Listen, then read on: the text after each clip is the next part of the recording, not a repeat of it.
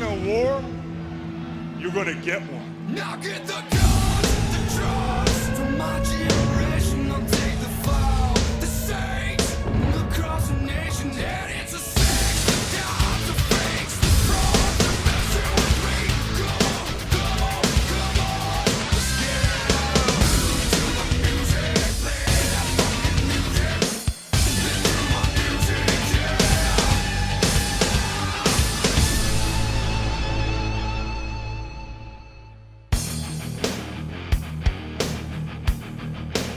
Welcome to Reliving the War episode 80 and welcome to the 21st of April 1997. You might be a little surprised that this video got uploaded, seeing as I had to put out that update saying episode 80 could get delayed.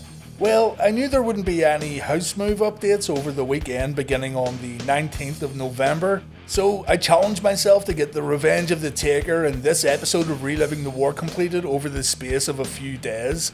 How did I accomplish this? I found Shawn Michaels' fanny pack and productivity levels began to soar. So I'm happy to get this upload out, but this does mean episode 81 could see a delay, but hey, it's better than nothing. Horseman business will take me away very soon, but until then, I'll outstay my welcome like a Savio Vega nerve hold.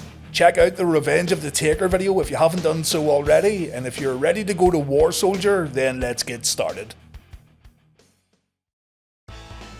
WWF Raw is live tonight from Binghamton, New York, while Nitro takes place in Saginaw, Michigan. WCW have snatched up JJ Dillon from the WWF. We see JJ arriving at Nitro, and this must have something to do with that Eric Bischoff announcement that was talked about last week. We'll hear from the former manager of the Four Horsemen a little later on. WCW Nitro kicks off with a match, Yuji Nagata versus Dean Malenko, and over on Raw we have a Stone Cold Steve Austin promo. Stone Cold gets in the ring and Vince McMahon announces that Steve Austin is next in line for a WWF title shot on pay-per-view. That's going to happen at the next In Your House show. Steve Austin tells Vince McMahon to shut up. Tonight Stone Cold wants to talk about Bret Hart. Austin says he whipped Bret's ass last night and he done it with the sharpshooter. But because Owen and Davey interfered, Austin didn't get a chance to finish the job. Austin wants Bret to come down to the ring. He says Bret doesn't need to put on his little pink and black tights because they look like crap anyway. Austin doesn't want to wrestle Bret, Austin wants a street fight. Austin gives Bret 60 seconds to show up and Bret decides he isn't going to show up. Austin says he's gonna go to the back and find the Hitman, but then Bret appears on the Titantron and he accepts the challenge. Bret rips into American fans once again, calling them a bunch of dirty hyenas who cheered for violence last night during the main event. Bret wonders why Austin's getting a title match after the way he conducted himself at Revenge of the Taker, but Bret says Stone Cold isn't going to make it to In Your House. Austin's going straight to hell tonight after Bret gets done with him. Austin says if he's going to hell, then Bret's coming with him. Stone Cold then leaves the ring and he goes backstage to look for the Hitman. Yuji Nagata began his pro wrestling career back in 1992 and he still wrestles to this very day. At the time of recording this video, he had a match with New Japan just 2 days ago. This is the beginning of a year-long run for Nagata in WCW. He doesn't jump back and forth here, he stays in the United States for the entire year, and he hopes to win the US title in his WCW television debut. Unfortunately for Nagata, he's going up against Dean Malenko, a man who gets pops for how he counters wrist locks. No joke, the audience loved this. Nagata tries to soften Dean up with a few kicks, but Dean brings it down to the mat with an STF. An arm drag and an arm bar gets countered with a head scissors, and when both guys get back to their feet, Nagata goes for an enziguri and he wasn't even close here. Nagata makes up for it though with a sweet chin lock, trying to impress Reggie White in the audience just like Syxx last week. Nagata moves to a side headlock and Dean gets out with a back suplex. Dean then pulls off a vertical suplex, and the match then goes to the mat once again with a Dean Malenko head scissor submission. Nagata counters with some fingers up the nostrils. If it works, it works. But unfortunately, it doesn't work because Dean fires back with a jumping heel kick. Nagata hits a standing side kick from the corner and he follows this up with an exploder suplex. We then see a nice belly to belly from Nagata, but a missed enziguri allows Dean to elbow the knee and we see the Texas Cloverleaf. Dean Malenko with another successful US title defense on Nitro. We have Glacier versus Ciclope on Nitro, and we've got Ahmed Johnson versus the Sultan on Raw.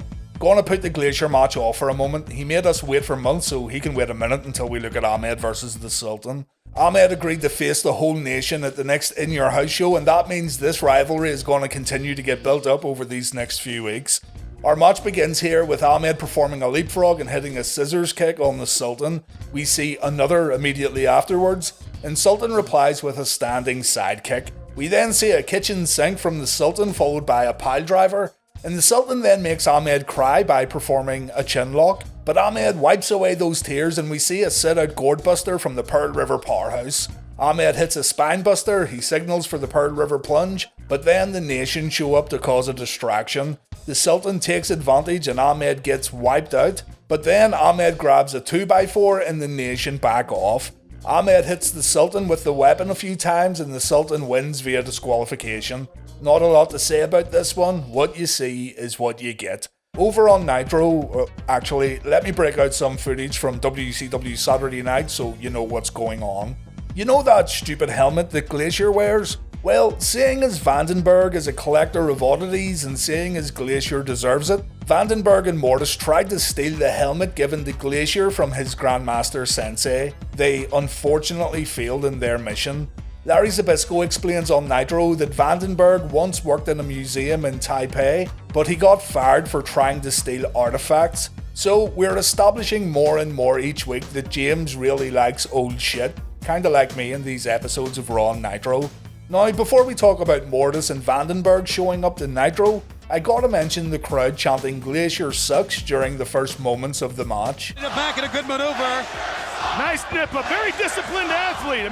I'm cancelling my house move and I'm gonna move to Saginaw, Michigan instead. These seem like my kind of people. Glacier hits an admittedly great looking cryonic kick within seconds to win the match, and then Wrath shows up and he begins making his way down to the ring. I should mention too that Wrath didn't have a name at this point.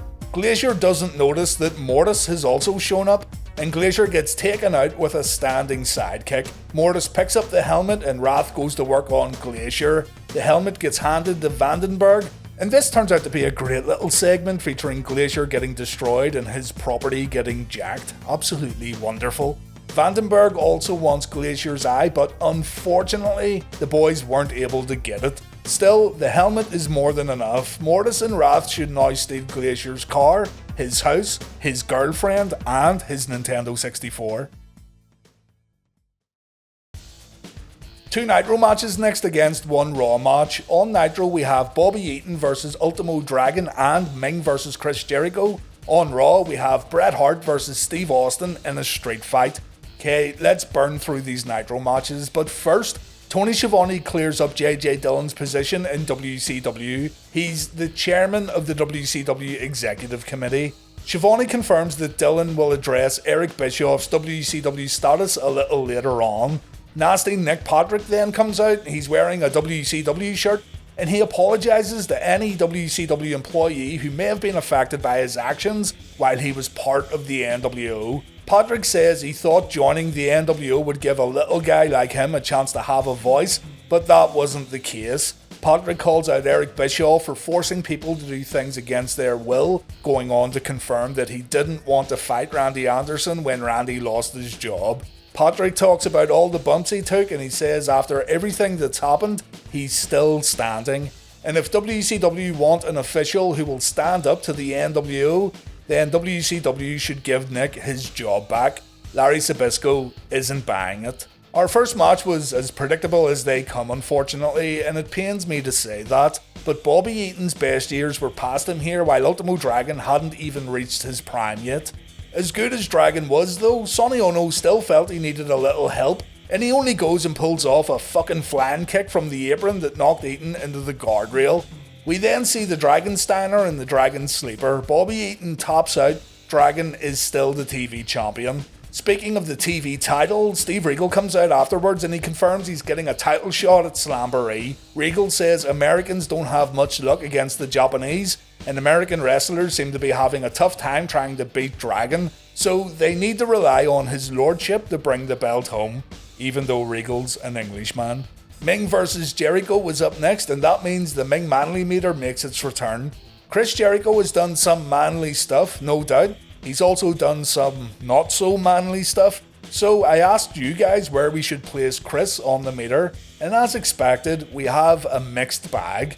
On Twitter, Rob said that Chris once punched a woman in the face, so leaning more towards 2 up from Booty Man. Nick thought that without Ralphus, Y2J is absolute Booty Man.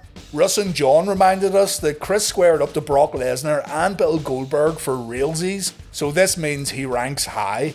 LP Live though reminds us that Fozzy played in Sturgis during the pandemic, so this should keep Chris low. On YouTube, the Macho Man said not to ask Shawn Michaels' wife this question. Thanks, Mach. ST Got No Videos says Jericho's scarf and sparkly jackets means he will never be Meng levels of manly. Jericho has his own scale of manliness, but it doesn't compare to Meng. Greg reminds us of the story of Jericho and Meng fighting airport security in an act of pure and utter manliness. And Martin thinks Chris should be smack in the middle of the meter thanks to some of Jericho's gimmicks being more manly than others. I'm going to go just one step above the middle simply because he squared up to Brock Lesnar. I'd cry like a little baby if Brock Lesnar so much as sneezed in my direction. But what does Meng think? Well, the bell rings and Meng completely wheels Jericho. Meng's manly punches have a weird effect on fans in attendance, and a fight breaks out in the audience, not even joking. Fists are flying in the crowd, and every fan in the arena not involved in the scuffle turns their head to watch. This means they all miss Jericho going on offense, but they do see this botch right here. Nice. To be fair though, that one was on Meng, and I'm really sorry for saying that, Meng. Truly, please don't come after me, great Lord Haku. Chris hits a bridging German suplex, but Meng kicks out. Jericho goes to the top. Meng catches him because, well, Chris gently jumped on Meng's shoulders. Chris gets dropped across the top rope and Meng applies the Tongan death grip. It's lights out for Chris Jericho on Monday Nitro. Jimmy Hart and Meng head up the entranceway for an interview with Mean Gene. Kevin Sullivan and Jackie join in. It must have been cold tonight in the arena. And keep an eye on Mean Gene Okerlund. You dirty dog. Kevin Sullivan puts Meng over before sending a message to Chris Benoit. You weren't expecting that, were you? Sullivan says Nancy and his son didn't leave him, he let them go. Mean Gene keeps a close eye on Jackie, and Sullivan says he wants to feel Meng's power. Jackie stops Meng from destroying Kevin. It's absolute fucking nonsense. It does not matter if Sullivan had no plans on what to say or how to further a storyline. He booked promo time for himself for the sake of booking promo time. There's no other explanation. Meng vs Benoit takes place at Slamboree. Steve Austin tries to break into the Hart Foundation's locker room. We have a cameraman behind the door, and we see Bret Hart directing officials over to the door. Bret says Austin should head out to the ring right now if he wants a fight. We go back to the commentary table where the team have been joined by Ken Shamrock. It's announced here that Shamrock vs Vader has been booked for the next In Your House show, but Vader is currently locked up in Q8. The big man got a little crazy when a morning talk show host called Wrestling Fake, and well, I'm sure you've seen this before. Vader said he was acting under orders from the producer, and the producer got frightened when Vader started cursing and putting his hands on the host. Swearing on Q80 national television is apparently a big deal, by the way, or at least it was then. I have no idea if it's any different nowadays. The WWF were having fun with it though, which kinda tells me they knew everything was gonna be okay. Lawler drew a picture of Vader doing some hard time out in Q8, and he also redesigned the packaging on Vader's action figure. And then Big Balls Kenneth decides he's gonna call out Mike Tyson.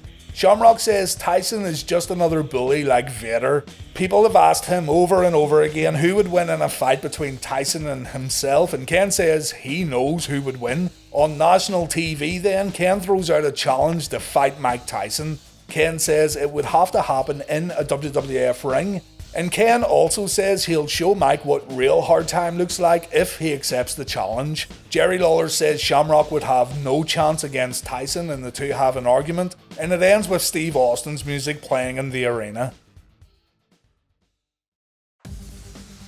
Austin comes out and we take a commercial break. We come back and Austin's in deep thought in the corner, probably thinking about how bad he's going to beat up the Hitman in just a few moments. When Bret makes his way to the ring, Austin gets seriously fired up. Bret remains cool while Austin can't wait to fight. This rivalry is just so good. Bret wastes some time on the outside and Austin just can't wait for the Hitman to step into the ring. But unfortunately for Steve Austin, the Hart Foundation organised an ambush and Stone Cold gets taken out. Shawn Michaels shows up from the crowd holding a chair. Bret ducks out of the way when HBK swings, but Owen and Bulldog aren't so fortunate. Shawn ends up chasing Owen and Bulldog away from the ring and this leaves Bret all alone with Austin. It looks like the damage has been done though as Bret takes his time destroying Stone Cold. Jim Ross calls this a systematic beating from the Hitman, and Vince McMahon says Austin simply can't recover after the ambush. The crowd boos as Bret makes easy work of Stone Cold. The Hitman then grabs a steel chair, and the Hitman sets Austin up to get pulmonized live on Raw. Bret goes to the top rope and Austin manages to dodge the bullet. He moves his leg out of the way. He then grabs the chair and he hits Bret with a big equalizer, a chair shot to the injured knee. This shot takes Bret completely out, but Austin isn't done yet. More chair shots get followed up with kicks to the face, followed up by even more chair shots. Bret drags himself to the corner in a weak attempt to escape the rattlesnake, but Austin shows absolutely no mercy. Bret's right knee takes more punishment and then Stone Cold decides to lock in a sharpshooter. I like how Bret still flips Austin off during a potential career-threatening attack. Stone Cold won't let go of the sharpshooter. He refuses to release the hold, but eventually he lets Bret go when Pat Patterson hits the ring. We come back from a commercial break and Bret's clearly hurt. Bulldog shouting that the Hitman's leg's been broken before the Hitman gets brought out of the ring by medical staff. And backstage we see Gorilla Monsoon and Austin having an argument. Monsoon says Austin broke all sorts of rules tonight and Austin says he doesn't care. Monsoon sends Austin home and Stone Cold says he's doing Gorilla a favour by disappearing. Bulldog and Owen take Bret off the stretcher and they carry him back up the entranceway as the segment comes to an end. The reality here was that Bret needed knee surgery. According to Bret's book, he was scheduled to get the surgery last week in our timeline, but because Sid had already pulled out of In Your House, Vince wanted Bret to work the Steve Austin match at the pay-per-view, and Bret agreed to delay surgery. Just a small quote here from Bret's book before continuing on. Steve would injure my knee, putting me out of commission. I'd have the surgery and do my best to get back for the King of the Ring in June. As an incentive, Vince promised that if I came back in time, Shawn would put me over at King of the Ring. It was quite a thing to throw out at me, considering that Shawn and I hadn't sorted things out yet. Vince told me he was grateful for my dedication and that he too was fed up with Shawn, but he was reluctant to discipline him, maybe out of fear that Shawn would end up in WCW and his old pals in the Clique.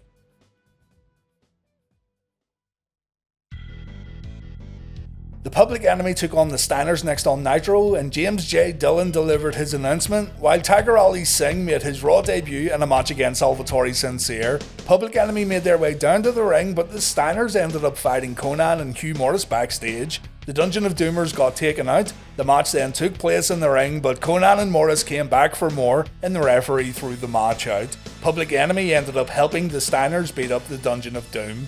JJ Dillon then got interviewed by Mean Gene Okerlund, and you see this picture right here, JJ standing in front of the Nitro entranceway. Get used to it, because you're going to see it a whole lot more. JJ says he's honoured to be at Nitro and there's plans in place to look at and reevaluate every facet in WCW at the moment. In regards to Nick Patrick, JJ says his reinstatement is currently under advisement. And in regards to Eric Bischoff, there's good news and there's bad news. The good news is Eric has no authority in WCW, no financial responsibilities, no contractual authority. Eric has no power in WCW. The bad news though, Eric has an ironclad contract without a buyout clause. Eric will remain the executive vice president of WCW and he can go to any WCW events he pleases. Eric comes out as Dillon explains the NWO is here to stay because the NWO contracts were in place before the suspension. Michael Wall Street and Big Bubba though, they do not have valid contracts and this means they are no longer part of the faction. This doesn't make sense, but just roll with it. Eric gloats about JJ Dillon being unable to fire him. Bischoff says he can still do what he wants with the NWO, and Eric says it was he who made WCW the #1 wrestling show on the planet, so it's a bit rich that the WCW committee would want to put brakes on Eazy-E. JJ says Eric is indeed the most influential man in wrestling, but he broke a lot of people's trust, and he done a lot to destroy the heritage of WCW. Eric says, "Bite me," and he walks away. Mean Gene says we now have some law and order in WCW, so let's just sit back and see how this all plays out. Basically though, the announcement regarding Eric Bischoff, it was nothing. His position is no different to what it was last week. He isn't suspended anymore, I guess, not that that mattered. He still can't hire people, but seeing as Kevin Nash in storyline booked his own match last week, the whole thing about having no power is a bit odd. Tiger Ali Singh was victorious in his Raw debut. He won with a spinning wheel kick. There was nothing wrong with his work, but nothing stood out either. During the match, we saw the Hart Foundation backstage. Owen was particularly pissed off with what just happened, and after the bout, we see Bret getting brought to the ambulance by Owen, Davey, officials, and medical staff. Bret gets loaded in. Owen and Davey tell the ambulance to drive off, but Steve Austin is sitting in the driver's seat. Austin launches another attack on Bret, and this right here was absolutely brilliant. It's one of the more memorable moments of the rivalry. Owen and Davey end up pulling Steve away, but Austin, without a doubt, had Bret's number tonight. The ambulance eventually drives off. Owen and Davey promise to get revenge for Bret, and they promise to get revenge tonight on Raw. We've got the real Double J versus Rockabilly, and we've got the fake Double J versus Scotty Riggs. The hottest battle of the Monday Night War so far, guys. Strap yourselves in.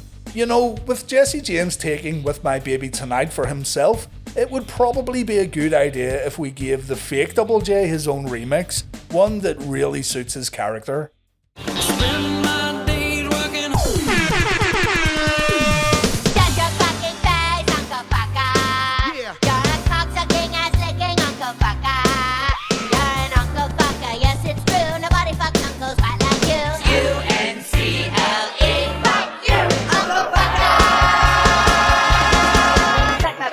Okay, yeah, maybe not. Big Mongo wanted to interfere in the match, but Reggie White intercepts the magical briefcase, and we all know Mongo gets his superhuman strength from said briefcase. Even though Double J doesn't get any assistance from his tag team partner, he still manages to beat Riggs after Scotty took this bump right here. That didn't look pleasant, did it? Double J then locked in the figure 4, and Double J wins via submission.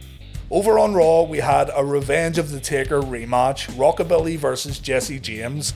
If I didn't want to see it the first time, then I'm sure not going to want to see it again. Billy Gunn wins with the shake, rattle and roll.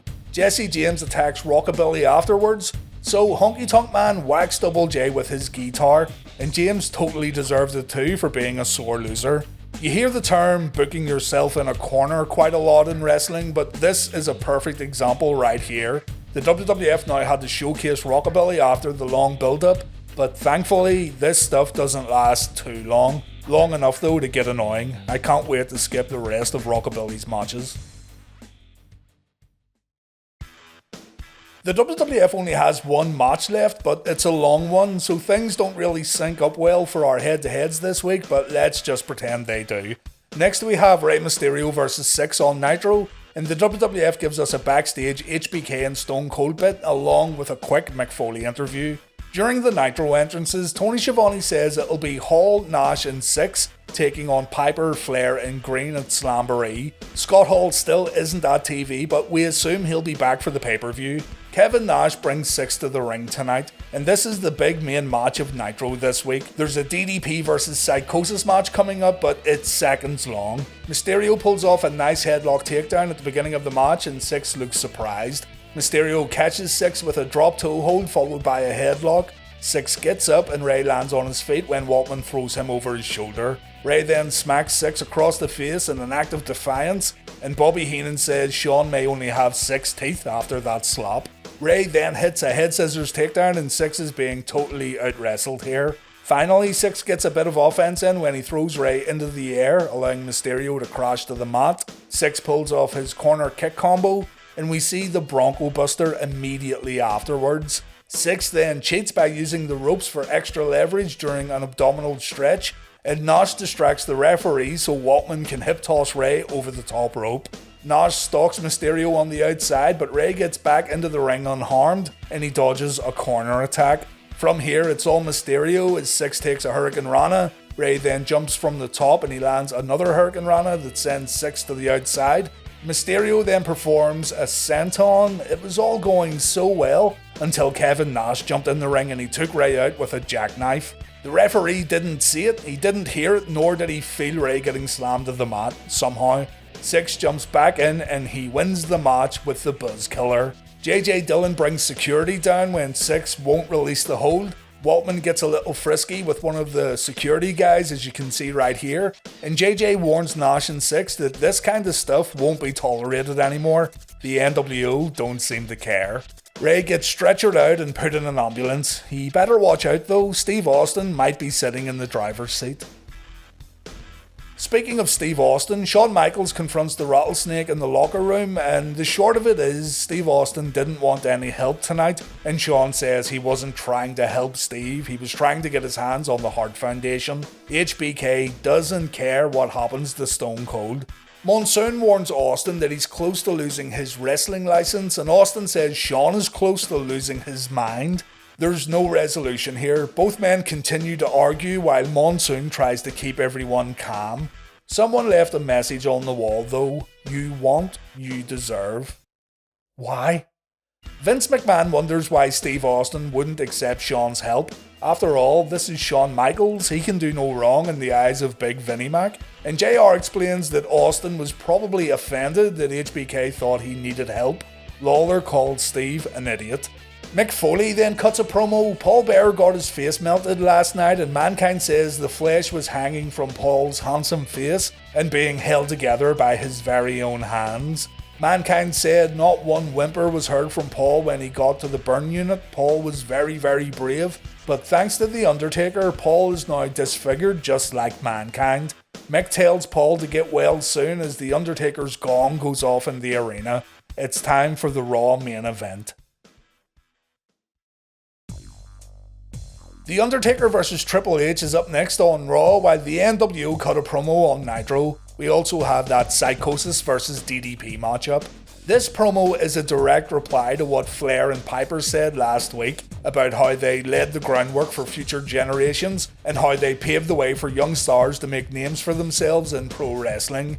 Syxx says Ric Flair ripped off his name, look and the figure 4 from Buddy Rogers. Syxx says he has no respect for Flair and very little for Roddy Piper, and Waltman also says he doesn't sweat either man. Kevin Nash then grabs the mic and, no kidding, he delivers one of the best promos of his career.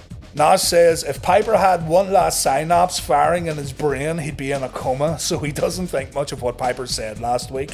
Nash says he looked down the road that guys like Piper and Flair paved, and all he found were potholes. The old timers took everything they could from the business and they left the young guys with absolutely nothing. The crowd pops as Nash says WCW was nothing but a bunch of guys pushing their sons. If you didn't have a dad in the company, you weren't going anywhere. Nash admits he was a little green when he first worked in WCW, but Scott Hall, as the Diamond Stud, was ready to become a superstar. WCW decided to cut his salary. So Hall and Nash went to New York, and along with the new generation, they tried to dig the wrestling business out of the state that guys like Flair and Piper left it in. And because of this, Nash says he won't give the old timers any respect. If they want respect, they'll have to beat it into Big Sexy. Nash says this is still the new generation. There's a bunch of hungry young lions lined up wanting to get more than a nibble on the carcass. So while guys like Flair and Piper drink champagne and fly in their private jets, the NWO have no problem flying commercial and renting cheap cars on their quest to patch up the potholes left behind by those superstars of the past who took all they could and left nothing behind. Excellent promo here from Nash, and delivered in a way where you truly believed what he was saying. Just don't mention Hulk Hogan in this whole thing, because he kinda falls into that old timer category too. Check this one out though, I can't recommend it enough, and it does make you question this whole fight for tradition thing that WCW superstars were shouting from the rooftops during the WCW vs NWO war. Why would you fight for and support a tradition filled with selfish old-timers who wouldn't let young guys get a break? Here's how the DDP match went. Psychosis hits a dropkick, Page then stops Psychosis from hitting a top rope attack, Page hits a diamond cutter from the top rope, and that's it over. 50 seconds. Randy Savage showed up again in the audience, just like last week. Savage says DDP doesn't know what Macho Madness is all about, but Kimberly sure does. Maybe DDP should ask his wife all about it. Page says he won't get baited like he did last week. He doesn't have running shoes on, he has his wrestling boots on. And maybe Macho and Liz should come down to the ring for a fight. DDP holds the ropes open for Savage, but Randy decides to leave instead. The Undertaker versus Triple H then. Hunter takes too much time talking smack to fans at the entranceway, so Undertaker decides to attack early. He takes care of Hunter before looking at Chyna, and the crowd cheers. They'd love to see Taker and Chyna go at it, but we'll have to settle for Triple H instead. All strikes to start this one off. The commentators talk about what The Undertaker did last night to Paul Bearer as Taker chokes Helmsley in the middle of the ring. Hunter stuns the dead man with a facebuster followed by a clothesline, and JR reminds us that this is not a WWF Championship match, no title on the line tonight.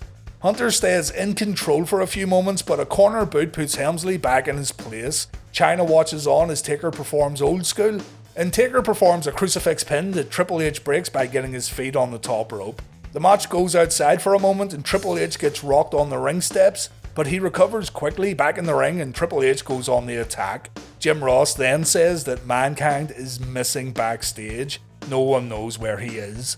Hunter begins targeting the wound on Taker's forehead and it works pretty well for a while, but The Undertaker fires back with a famouser that looked awesome and Hunter's now in a lot of trouble. After taking the Flair corner bump, Helmsley gets put on the mat and we see a nerve hold from The Undertaker. Man, why is this move all over the WWF right now?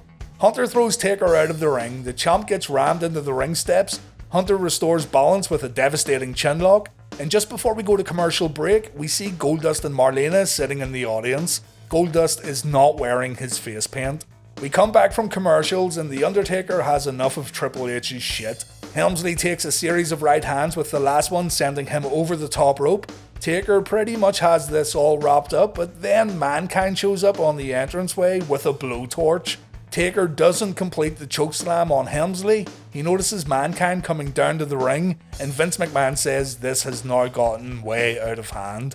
Mankind takes out the Phenom using the gas bottle, and Foley then tries to light the blowtorch to do more damage to The Undertaker. Taker wakes up, he grabs Foley by the throat, and the two men end up fighting in the audience before leaving the arena. Marlena and Goldust then attack Chyna and Triple H, officials run down to break it up, and all in all, it wasn't a bad Raw main event, but we have seen better.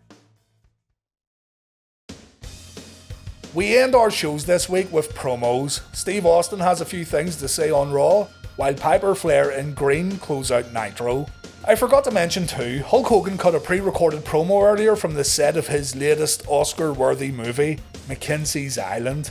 Absolutely nothing substantial here, just like the movie. Guys on set, including Robert Vaughn, were put in NWO shirts and they talked a lot of shit. Hogan talked about how great he and the NWO are, how great the movie will be, you know the drill. Flair, Piper and Greene come out and Flair says there's nothing to talk about, probably because there's practically no time left on Nitro. All three men lay on the mat and Piper tells the NWO to come out and pave the highway. Big Kev has an opportunity to back up everything he said earlier. The NWO walk out and then they turn their backs and put up the click hand gesture. Out walks Scott Hall. The bad guy has returned to WCW Nitro and he looks great. It's such a shame that Scott's problems wouldn't end here, but this is a great little moment and Scott gets a babyface reaction when he walks out. The NWO send their mid-carders in first and they get wiped out instantly. Flair then grabs Syxx. Nash and Hall get in the ring, and just as Nash gets clotheslined over the top rope, Nitro goes off the air. Scott Hall, though, is back, meaning he will take part in the Slamboree 6-man tag. Why Tony Schiavone announced that Scott Hall was in that match earlier on instead of giving us a surprise, that I don't understand. Steve Austin comes down to the ring for an interview, even though Owen and Bulldog are hunting him down.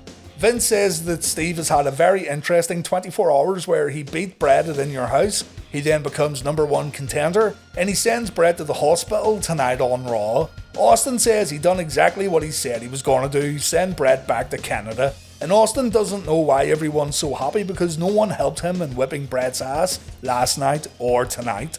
Austin then says that Vince, with his little dimpled chin, has started complimenting Stone Cold up the yin-yang. A great line, by the way. But yeah, Vince has been complimenting Austin up the yin-yang because McMahon wants to get on the Stone Cold bandwagon. Vince reminds Steve that he's gonna face The Undertaker at In Your House, and Austin says The Undertaker will have a cold day in hell at the pay-per-view. Undertaker can bring his tombstones and his creatures of the night, but the most important thing that Taker should bring to the pay-per-view is the WWF Championship. The Phenom should also shine that belt up because he'll be handing it over to Steve Austin at In Your House. Austin says if Vince thinks for a split second that Stone Cold will be a good role model when he wins the title, he's got another thing coming. And then Owen and Bulldog hit the ring and Austin gets destroyed by the tag champs. Vince tries to help out, he doesn't do too well, but HBK ends up saving Stone Cold once again, and the Hart Foundation get chased out of the arena by Shawn. This leaves Austin all alone to get attacked again. This time, it's Brian Pillman who shows up. Brian throws a ton of right hands and he clocks Austin with a chair. He then goes to Pillmanize Austin, trying to get a little revenge for doing the same thing to Brian, but Shawn once again saves Austin. This is how Raw went off the air. HBK chases Pillman out of the ring and Brian leaves through the audience. It looks like Brian Pillman is ready to compete inside a WWF ring. Either that or he's very close to being able to wrestle again. I'm honestly torn this week on which show was best. Again, the Bret and Austin stuff makes Raw a must-see show, but at the same time, Kevin Nash's promo and the return of Scott Hall were both great moments on Nitro, plus Glacier got wrecked too, so that's a bonus. I said if I couldn't make my mind up, I'd go to the score sheet, but my score sheet is also a draw, so I've no choice really. I'm calling episode 80 a tie. Two good shows this week with the WWF recovering in glorious fashion after last week's fiasco. We have 11 ties now on the scoreboard. Nitro remains in the lead though. Raw got a nice viewership bump though. Their 2.8 rating is their biggest rating since August of 1996, but it wasn't enough to beat Nitro's 3.4. So, episode 81, it's totally up in the air if it gets done on time, so please don't hold out for it being available next Thursday. If it isn't uploaded, trust me, it's taking priority.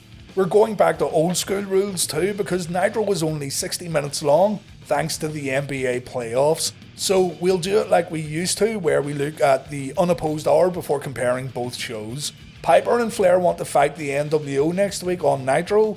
We also have a Steve Regal vs Chris Benoit match that should be hard-hitting.